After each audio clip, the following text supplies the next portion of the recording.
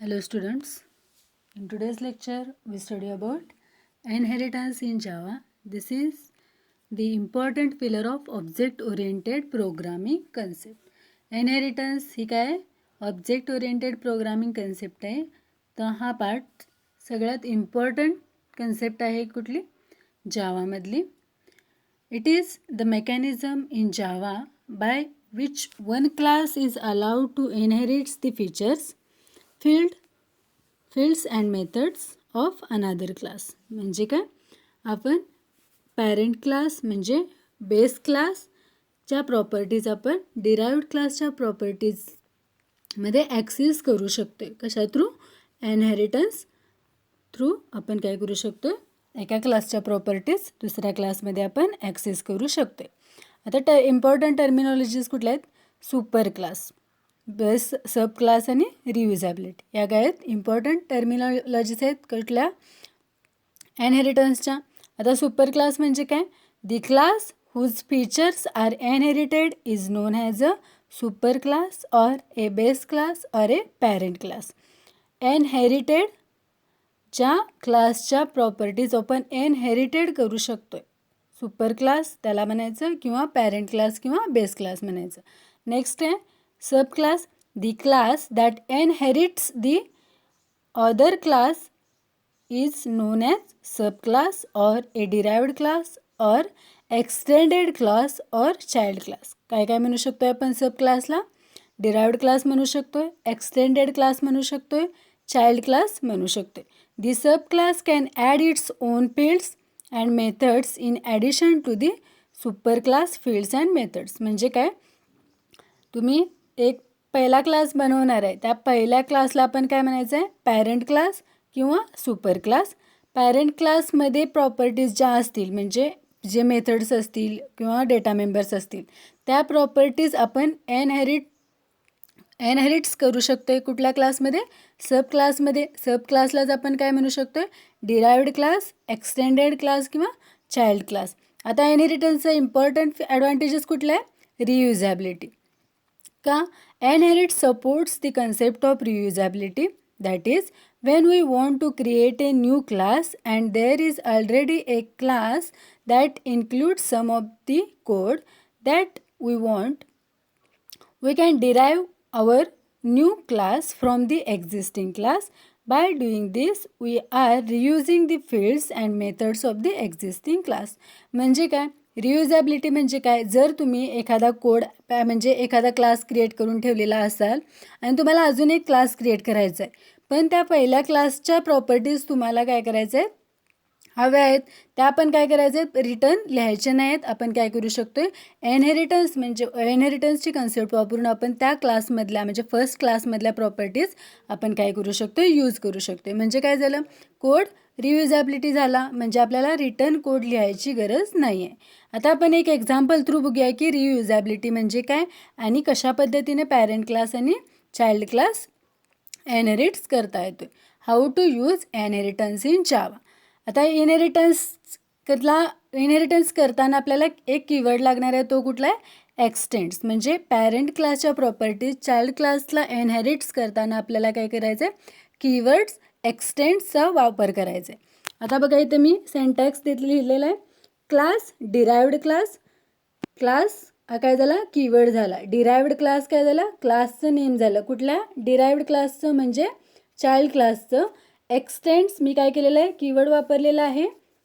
Extend keywords हा compulsory वापरायचा आहे. ज्यावेळी तुम्हाला एक क्लास दुसऱ्या क्लासमध्ये इनहेरिट करायचा असेल तर तुम्हाला एक्सटेंड्स हा कीवर्ड वापरायचा आहे. त्याच्यानंतर मला बेस क्लास मी लिहिलेला आहे कीवर्ड.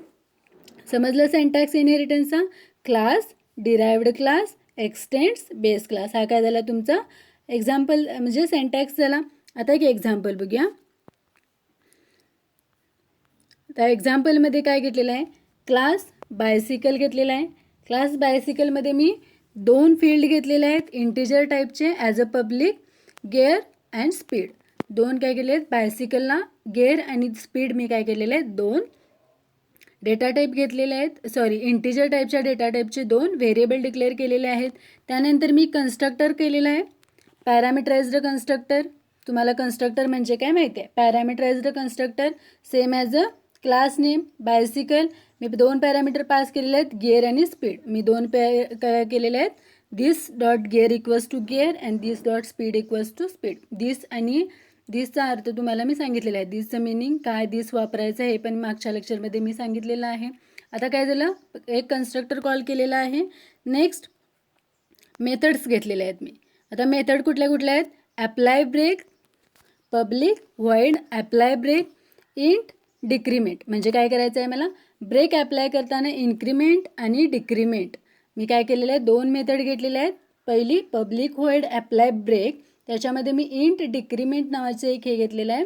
त्याला काय केलेलं आहे मी, स्पीडला काय केलेलं आहे ते असाइन करून घेतलेलं आहे. Speed minus equals to, assignment operator सगळ्यांना माहिती आहे, मायनस इक्वल्स टू डिक्रीमेंट. आणि अजून एक मेथड आहे माझी speed up.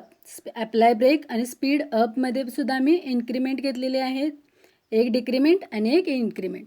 Speed plus equals to increment. समजलं, 2 मेथड झाल्या. त्याच्यानंतर टू स्ट्रिंग नावाची मेथड मी अजून एक घेतलेली आहे. ती कशासाठी, प्रिंट करण्यासाठी. आपल्याला गिअर आणि स्पीड काय करायचं आहे, प्रिंट करायचं आहे. म्हणून मी काय केलं, टू स्ट्रिंग नावाची एक मेथड घेतली. त्याच्यामध्ये रिटर्न काय केलेलं आहे, number of gears plus gear. का प्लस काय घ्यायचं तुम्हाला सिम्बॉल माहिती आहे, प्लस. त्याच्यानंतर मी काय केलं आहे, गिअर नावाचं माझं काय होतं तिथं व्हेरिएबल आहे माझा. नेक्स्ट स्पीड अप, स्पीड एक आहे ते मी काय केलेले आहेत, प्रिंट करून घेतलेले आहेत. नेक्स्ट आता एक क्लास झाला माझा, कुठला क्लास, बायसिकल नावाचा क्लास झाला. त्याच्यामध्ये मी दोन व्हेरिएबल डिक्लेअर केलेले होते, एक गिअर आणि दुसरा स्पीड. आता नेक्स्ट क्लास मी डिक्लेअर केलेला आहे क्लास माउंटेन बाईक. आता मला काय करायचं आहे, माउंटेन बाईकचा मी क्लास डिक्लेअर केलेला आहे. पण काय केलं आहे बघा, माझ्याकडे ऑलरेडी एक क्लास आहे बायसिकल नावाचा. आता माउंटेन बाईकला सुद्धा स्पीड आहे, गिअर आहेत. मग आता मला ते परत डिक्लेअर करायची गरज नाही आहे. का, कारण मी काय करू शकते, एक क्लास दुसऱ्या क्लासमध्ये एक्सटेंड करू शकते. मला त्या क्लासमधल्या मला काय करता येतील, जे डेटा टाईप्स असतील, जे डेटा मेंबर्स आणि मेंबर फंक्शन्स मी काय करू शकते, डिराइव्ड क्लासमध्ये कॉल करू शकते. कशा through, x tends keyword through, inheritance concept वापरून. समजलं, इनहेरिटन्सचा अर्थ काय, class mountain bike x tends bicycle. म्हणजे काय झालं, बायसिकलमध्ये ज्या डेटा मेंबर्स आणि मेंबर फंक्शन्स असतील ते काय झाले, माउंटेन बाईकमध्ये कॉपी झाले. का, कारण त्यामध्ये जे प्रॉपर्टीज आहेत, म्हणजे काय, गिअर आहे, स्पीड आहे, आणि जे इन्क्रीमेंट डिक्रीमेंट असेल, स्पीड किंवा गिअर काय आहे ते आपण प्रिंट केलेलं आहे, ते सगळं मला ह्या पण क्लासमध्ये पाहिजे. म्हणजे मी काय करणार आहे, त्याची गरज नाही मला रिटर्न कॉल लिहायची इथं. म्हणजे रियुजेबिलिटी झाला कोड, एकदाच लिहून ठेवलेला आहे आणि मल्टिपल टाईम्स आपण काय करू शकतोय, तो वापरू शकतोय. आता ह्या क्लासमध्ये मी काय काय डिक्लेअर केलेलं आहे बघा, माउंटेन बाईकमध्ये एक डेटा टाईप, एक व्हेरिएबल डिक्लेअर केलेला आहे, सेट हाईट एवढाच काय केलेला आहे मी, एक व्हेरिएबल डिक्लेअर केलेला आहे. त्याच्यानंतर मी काय केलेलं आहे बघा, माउंटेन बाईकमध्ये काय केलेलं आहे, कन्स्ट्रक्टर कॉल केलेला आहे, गिअर स्पीड हे माझे कुठं आहेत, पहिल्या क्लासमध्ये आहेत. आणि नेक्स्ट काय आहे, मी फक्त स्टार्ट हाईट एक नवीन काय केलेला आहे, जो ह्या क्लासचा डेटा टाईप आहे, म्हणजे व्हेरिएबल आहे, तेवढा मी याच्यामध्ये घेतलेला आहे.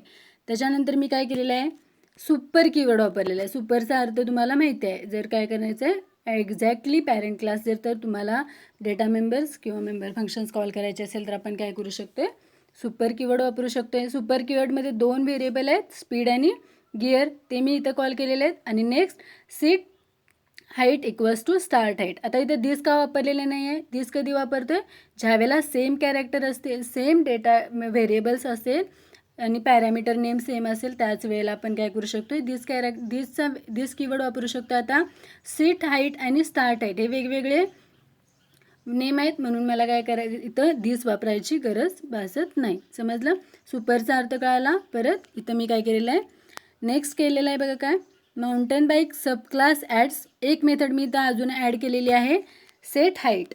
सेट हाईटमध्ये मी काय केलेलं आहे, एक व्हॅल्यू घेतलेली आहे नवीन, त्याला मी असाइन करून घेतलेले आहे आणि मी काय केले, प्रिंट केलेले आहे. टू स्ट्रिंग नावाच्या मेथड वापरून मी प्रिंट केलेली आहे सीट हाईटमध्ये. आता काय झालं, ह्या क्लासमुळे, डिराइव्ड क्लासमुळे ज्या पॅरेंट क्लासच्या प्रॉपर्टीज डिराइव्ड क्लासमध्ये कॉल झाल्या आणि त्या क्लासमध्ये सगळ्या जेवढे त्या मला पॅरेंट क्लासमध्ये जे पाहिजे आणि जे डिराइव्ड क्लासमध्ये जे पाहिजे आहे त्या सगळ्या प्रॉपर्टीज आपल्याला इथं दुसऱ्या क्लासमध्ये डिस्प्ले होणार आहे. आता बघा, अजून एक मी क्लास केलेला आहे, टेस्ट केलेला आहे, मेन मेथड डिक्लेअर केलेली आहे. त्याच्यानंतर कुठल्या क्लासचा ऑब्जेक्ट क्रिएट करायचा, डिराइव्ड क्लासचा. नेहमी ऑब्जेक्ट क्रिएट करताना काय करायचं आहे, पॅरेंट क्लासचा ऑब्जेक्ट क्रिएट करायचा नाही आहे, डिराइव्ड क्लासचा ऑब्जेक्ट क्रिएट करायचा आहे. आता माझा डिराइव्ड क्लास कुठला होता, mountain bike. Mountain bike MB equals to new mountain bike. मी काय केलेलं आहे, MB हा माझा काय झाला, ऑब्जेक्ट नेम झाला. आता मी काय केलेलं आहे, माझं गिअर, स्पीड आणि काय केलेलं आहे, सीट हाईट म्हटल्यानंतर मी तिन्ही पॅरामीटर मी पास करून घेतले. त्याच्यानंतर मी काय केले, टू स्ट्रिंगनं मी काय केले, माझे पॅरामीटर्स डिस्प्ले करून घेतले, जे मी तिथं हे केलेले होते, असाईन केलेले आहेत ते. बघा, टू स्ट्रिंग. आता टू स्ट्रिंग कुठल्या ह्याच्यातला येणार आहे, माउंटेन बाईकमधला. इथं आहे टू स्ट्रिंगची मेथड माउंटेन बाईकमध्ये. तिथं मी काय केलेलं आहे, टू स्ट्रिंग. म्हणजे टू स्ट्रिंग कुठून आली, पॅरेंट क्लासचे सगळ्या प्रॉपर्टीज इथं आल्या टू स्ट्रिंगमध्ये. जे पॅरेंट क्लासमध्ये मी डिस्प्ले केलेलं आहे, रिटर्न मेथड घेऊन गिअर आणि स्पीड डिस्प्ले केलेलं आहे ते इथं आलं. प्लस सीट हाईट म्हटल्यानंतर सीट हाईट आणि हे दोन म्हटल्यानंतर मला काय झाले, इथं तिन्हींचा डिस्प्ले झालेला आहे. कुठं, MB.टू स्ट्रिंग घेतल्यामुळे जे पॅरेंट क्लासमधले आणि चाइल्ड क्लासमधला जो डेटा असेल तो मला डिस्प्ले होणार आहे. आता मी इथं काय केलेलं आहे, नंबर ऑफ गिअर्स आर मी इथं 3 टाकलेला आहे. त्याच्यानंतर स्पीड ऑफ बायसिकल्स इज 100 आणि सीट हाईट इज 25. आता बघा, हे number of gears are, speed of bicycle is, seat height is. आता हे कुठं आहे, आता बघा इथं काय केलेलं आहे, मी टू स्ट्रिंग केलेलं आहे मेन मेथडमध्ये. टू स्ट्रिंगमध्ये ते केल्यामुळे काय झालं, टू स्ट्रिंग म्हटल्यानंतर कुठं आलं बघा, इथं मी डिस्प्ले केलेला आहे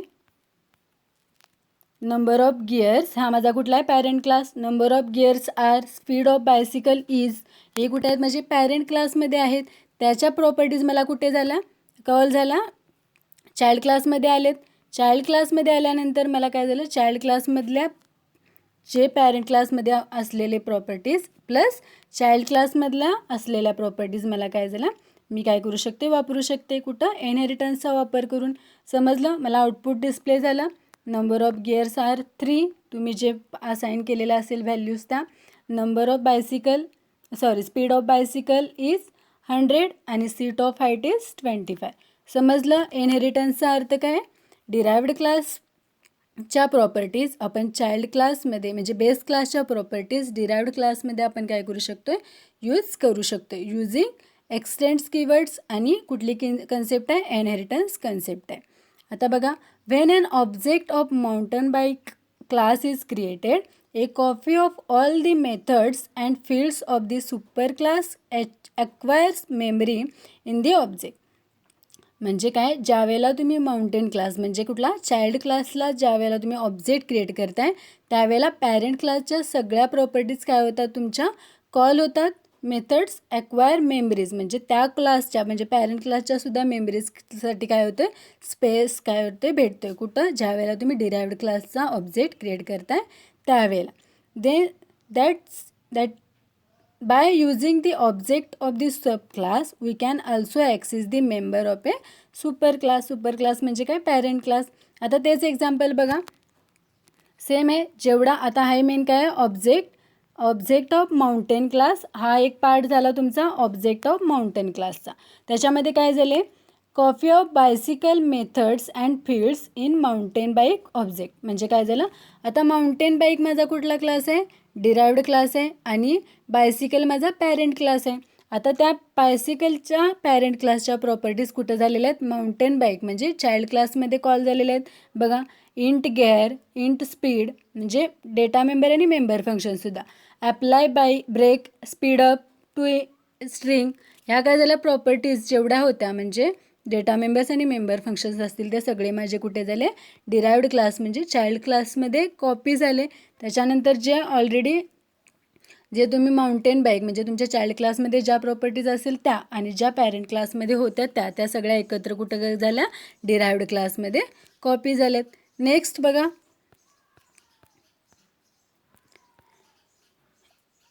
in practice, inheritance and polymorphism are used together in Java to achieve fast performance and